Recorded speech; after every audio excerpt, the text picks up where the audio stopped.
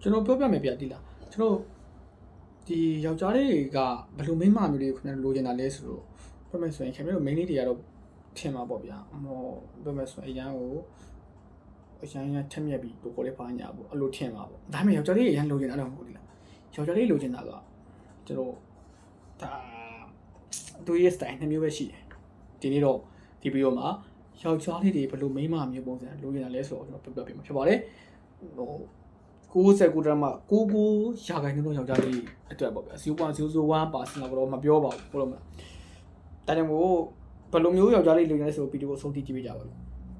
ကဲကျွန်တော်တို့ပထမမျိုးစားယောက်ျားလေးပထမမျိုးစားကျွန်တော်ပထမမျိုးစားယောက်ျားလေးတွေကသူတို့လိုချင်တာကကျွန်တော်ကိတ်တွေမိန်းလေးလိုချင်တာခန္ဓာကိုယ် body တောင်းမယ် body ဖြောင်းမယ်ဟောပြောမယ်ဆိုတော့ကိုလုံးပေါ်ကောက်တောင်းတယ်ဗျာဟောမယ်ဆိုရင်တော့တင်ကြီးရင်ကြီးဆိုရင်ပိုးကြိုက်တယ်ဗျာဘာဖြစ်လို့သူကကြိုက်တယ်လဲဆိုအဲ့ဒါကျွန်တော်မတိစိတ်ကလာသေးတယ်မတိစိတ်ကလာကဒီကျွန်တော်ရှေးတုန်းကကြောက်ခိတ်လူသားတွေကြောက်ခိတ်လူသားတွေကသူတို့အမဲလိုက်ကြတဲ့အချိန်မှာသူတို့ရဲ့မတိစိတ်ကဟိုအဲ့တော့မှဆွေကောင်းမျိုးကောင်းနေမှတ်တာဗျာသူတို့ရဲ့တာသမီတွေများရင်ပို့ပြီးအမဲရတယ်ရောက်ကြတော့သူမျိုးရဲ့ generation မျိုးဆက်ကိုမွေးဖွားပေးနေတာကဒီလိုမျိုးပိန်ရှုံးပြီးနာရှင်နာဆိုင်ကုန်းတဲ့ကျွန်တော်ဒီလိုမျိုးခန္ဓာကိုယ်တောင်းတောင်းတင်းတင်းမိန်းလေးတွေကားတာလေသူတို့မတိစိတ်ဗျာဟုတ်တယ်မလားဒီသိပ္ပံနိကြစနစ်ရှာမှာမတိစိတ်ကဘယ်လိုမျိုးခန္ဓာကိုယ်တောင်းတဲ့မိန်းလေးတွေကစားရင်မိန်းလေးတွေကလေသူတို့ရဲ့မျိုးဆက်တဲ့သူတာသမီတွေကိုတမ်းမအောင်မွေးထုတ်ပေးနိုင်မယ်လို့အဲ့တော့ထင်တာအဲ့မတိစိတ်ကကျွန်တော်အဲ့စိတ်ကပဲကျွန်တော်တို့ယောက်ျားလေးတွေမှာဆွဲမြဲလာတာပေါ့အဲ့ဒီစိတ်ကပဲယောက်ျားလေးတွေမှာဆွဲမြဲလာပြီးတော့အခုတစ်ထိကျွန်တော်တို့ဒီကိတ်တဲ့မိန်းလေးတွေတို့တော့ဒီခန္ဓာကိုယ်တောင်းတဲ့မိန်းလေးတွေကိုအဲ့လိုမျိုးမိန်းလေးတွေကိုသူတို့ယောက်ျားလေးတွေကတဘောကြတာဒါအဲ့မျိုးစားထဲမှာပါတယ်အဲ့မျိုးစားရောက်အဲ့ဒီယောက်ျားလေးမျိုးစားကတော့ကျွန်တော်အတူကိတ်တယ်ရှင်းရမယ်ဆိုရင်ကိတ်တဲ့မင်းလေးတွေကိုတဘောကြတယ်ဒုတိယမြောက်မျိုးစားမင်းလေးတွေ sorry ဒုတိယမြောက်ယောက်ျားလေးမျိုးစားကဘလို့မင်းလေးတက်တယ်ဆိုရင်ပြောမယ်သူကကျတော့ဒီဂုံတစ်ခုခုရှိတဲ့မင်းလေးကိုကြိုက်တယ်ဘာလို့ဂုံလဲဆိုပြောမယ်ဆိုဒီလားဒီဟိုကျောင်းဆရာမလေးကိုဖြစ်ပြီးကျွန်တော်ပညာတက်ပွဲရ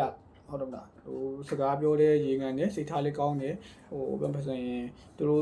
အဆင်ပြေဖို့ဗျာဘယ်မှာဆိုတာမင်ပေါ်ရတယ်ဒါပေမဲ့တော့ကျွန်တော်ပြောတဲ့ထဲမှာ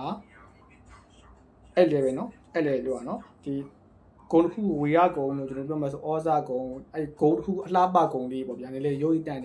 ်ရှင်း AC နေလေးကောင်မလေးအဲ့ကောင်မလေးကိုကျွန်တော်တို့အဲ့ယောက်ျားလေးကြိုက်တာကျွန်တော်ကြတော့ဘာဖြစ်လို့ကြလဲဆိုတော့သူတို့ရဲ့တာမင်ပေါ်ရတယ်သူတို့ရဲ့အားထားရတယ်အထားမျိုးကိုရောလေးကြိုက်တာကျွန်တော်နောက်တစ်ခုပြောပြမယ်ဒါကအဲ့ဒီယောက်ျားလေးနှစ်မျိုးစားလုံးမကြိုက်တဲ့မိန်းလေးကိုပြောပြမယ်အဲ့ဒါကျတော့သူတို့နဲ့ level မိန်းမတွေကြိုက်ဘူးသူတို့နဲ့ level မိန်းမတွေကြိုက်ဘူးခင်ဗျားတို့ပြောတဲ့ထက်မြက်တဲ့ strong woman တွေပေါ့ဗျာအဲ့လိုမိန်းလေးမကြိုက်ဘူးစဉ်းစားကြည့်အောင်ဒါယောက်ျားလေးရဲ့ပတိစိတ်ကယောက်ျားလေးဆိုတာကဘာဥဆောင်မဲ့ကောင်းနေရောစိတ်ထဲမှာတက်မှတ်ထားတယ်ပတိစိတ်ကလာတယ်သူတို့ကြောက်ခိလူသားတွေကသူတို့ယောက်ျားလေးဆိုတာကပြောမယ်ဆိုရင်ဒီလားဒီဥဆောင်ဥရွယ်လုတ်ခဲ့ရဗျာယောက်ျားလေးဆိုတော့တန်တန်မာနဲ့ဥဆောင်ဥရွယ်လုတ်ခဲ့ရဆိုတော့ leader တယောက်လို့ကမတိစိတ်ကမင်းယောက်ျားလေးကဘယ်လောက်ပိမ့်မဲ့ရှုနာဆိုင်ကုန်းဟိုအချောင်းမဟုတ်တဲ့ယောက်ျားလေးဆိုရင်လုံးဝခင်ဗျဥဆောင်ကျင်တာတင်ငယ်သေးမရှိပြဘူးကိုဘွားမှာကိုလာဆိုင်လိုက်လို့နေကျင်တာမင်းနေရာတိုင်းကိုကမင်းသားတစ်ပါးလို့ဆက်ဆံခံရကျင်တာဟုတ်တယ်မလားအချောက်တွေကိုပြောတာမဟုတ်ဘူးလားပြောမယ်ဆိုယောက်ျားလေးတွေချစ်စစ်တွေပြောပြတာသူက list ဥဆောင်ကျင်တာဥဆောင်ကျင်တဲ့အချိန်မှာသူတို့ကိုလာပြီးတော့အဲ့လိုမျိုးပြောမယ်ဆိုရင်သူထားတဲ့မိန်းမသူတို့လာပြီးတော့ကြောရတယ်မကြိုက်ဘူးဗျာရှင်းလို့ဆိုရင်ပြောမယ်ဆိုရင်တော့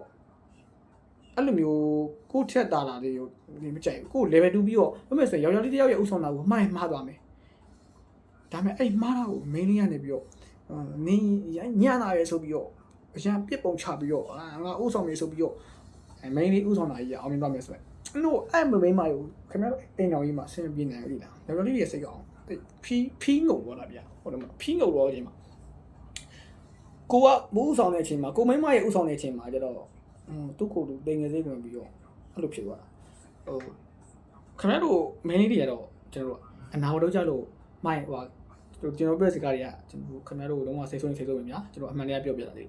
ကြောင့်မို့ပြောနေတာကခင်ဗျားတို့ကိုယ် level 2ကိုအရန်ကို main လေးတစ်ယောက်နေနဲ့အရန်ထက်မြက်ချင်နေဆိုရင်ယောက်ျားလေးကိုသွားပြီးတော့မလှိနဲ့ယောက်ျားလေးကိုသွားပြီးမဥဆောင်နေတိလားသူ့နောက်ကပဲလိုက်သူ့ကိုဘာလို့ဖြစ်ပြီဗျာသူ့ကိုဘာလို့ဖြစ်ပြီရတယ်ဘာဖြစ်ဘူးအဲ့လိုပဲသူ့ကိုသွားပြီးမကြောနဲ့သူ့ကိုသွားပြီးမအုပ်ချင်နဲ့မစီမိုးချင်နဲ့ဗျာဒါပဲကျွန်တော်ပြောချင်တာတိလားစဉ်းစားကြည့်ရအောင်ခင်ဗျားတို့ဘာလို့ယောက်ျားလေးလိုအပ်တာအာရင်မလိုတတ်တဲ့ဘူးတိလား ယောက်ျားလေးတယောက်ရဲ့စိတ်ထဲမှာပတ်စံရှောင်းရင်ချမ်းသာမယ်ဒီနေရာမှာတခုပြောနေတာကခင်ဗျားတို့အရင်ပတ်စံရှာပြီးငါအရန်ကိုတောက်ပပြမယ်ဆိုရင်မင်းပြောပြချင်တာချမ်းသာတဲ့ယောက်ျားလေးတယောက်ကဘိုးပြီးချမ်းသာတဲ့မင်းကိုဘလို့တိတ်ဖီးတိတ်ကြီးတိတ်စိတ်ဝင်စားအောင်သူကဘာလဲဆိုတော့သူကပတ်စံရှိပြီးချမ်းသာပြီးရလေဒီလားသူကအေးဆေးပဲသူလိုချင်တာချုံမောပြီးတော့ဂုံထူးရောက်တဲ့မင်းလိုချင်တာနောက်ပြီးတော့ပညာရေးရင်ပြီးတော့အရန်တော်တဲ့မင်းယောက်ျားလေးတယောက်ကလည်းတော်တဲ့မင်းလေးကိုစက်မလိုချင်တော့သူ့မှာဉာဏ်ပညာဘာသာပြည့်စုံနေတာလေဟုတ်တယ်မလားဘာလို့တော့မလဲအားကြောင့်မို့ဒီညာပြောနေတာကဒီလားယောက်ျားလေးတွေကိုတွားပြီးတော့အစီးမိုးနဲ့ဒီလားခင်ဗျားတို့ဟာတာတခုပြောပြမယ်ဆိုရင်အုံနောက်ကဘယ်လိုလဲဒီတင်းထက်ကြည့်ရမယ်ဆိုရင်အဲ့ဒါအပြိုကြီးဖြစ်သွားတယ်ဆိုရင်ပြောပြတာဘာဖြစ်ပါကျွန်တော်ဟာတာနေပြောတာပါဒါပေမဲ့ကျွန်တော်တွေ့နေတာကယောက်ျားလေးနှစ်မျိုးလုံးမကြိုက်တဲ့မင်းလေးကတော့ကိုယ် level 2မိန်းမတွေလုံးဝမကြိုက်ရှင်းနေတယ်ယောက်ျားလေးဥဆောင်နေတာခင်ဗျဥဆောင်တော့ကိုလိုက်ဒါပဲလုပ်နေတာအိမ်တော်ရင်ဒီခုကပြေးဆုံးနေဆိုရင်ယောက်ျားလေးဥဆောင်တော့ကိုလိုက်ဒါပဲကိုယောက်ျားကမှားရင်လည်းနောက်ကနေဖေးမှပြီးလိုအပ်တယ်ဒါကြောင့်မို့ကျွန်တော်ပြောမလားကျွန်တော်ဒီဆာမာကျူရဲ့အမှတ်တရတွေမှာကျွန်တော်တို့စုထွေတို့မောင်တို့ဆိုတာလေအမလေးကျွန်တော်ဆက်စတိမခံဘူးတချို့မင်းလေးဆိုရင်ဆက်စတိမခံငင်းကြတာမောင်ဒါမောင်ကလက်ရှိအပြင်လောကရဲ့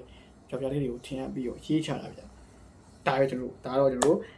personally လို့တဲ့ live ဘိုင်း routine ကနေတက်ဆက်ပြရဖြစ်ပါတယ် Bye man.